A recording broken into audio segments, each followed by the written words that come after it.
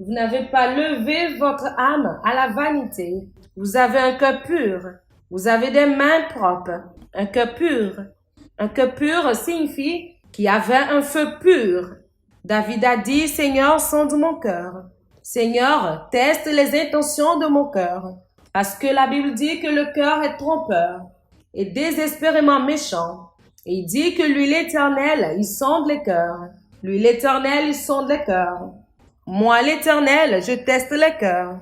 Abraham, tu auras un enfant mâle. Et il est parti débloquer les entrailles de Sarah.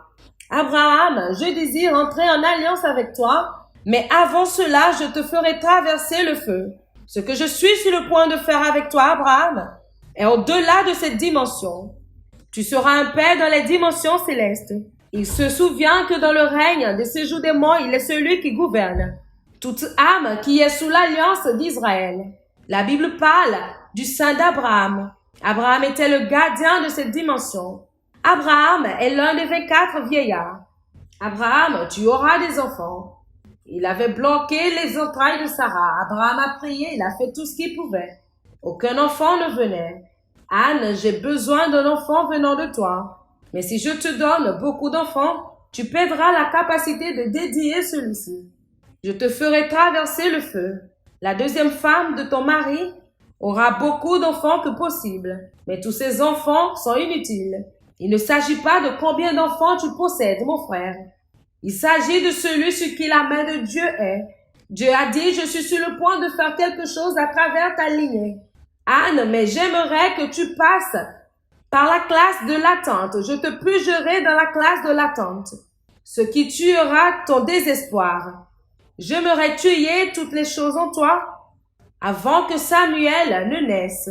Samuel doit naître à travers les tribulations et les combats de l'esprit parce que c'est un prophète. Il a verrouillé les entrailles de la femme. Cette femme a pleuré et pleuré. Elle a vu la deuxième femme de son mari qui portait les fruits des entrailles. Des garçons sur des garçons, des enfants, et ils se moquaient tous d'elle. Mais tous, ils ne savaient pas qu'il y avait un prophète qui venait de ses entrailles. Est-ce que vous ne savez pas que ce ravivement de Dieu vient à travers le feu? Ce ravivement transporte les intentions de Sion. Et toutes ces choses doivent passer par le feu. Cela doit passer par le feu. Cela traverse le feu. Cela vient du feu. Pourquoi est-ce que vous voyez Dieu comme un homme?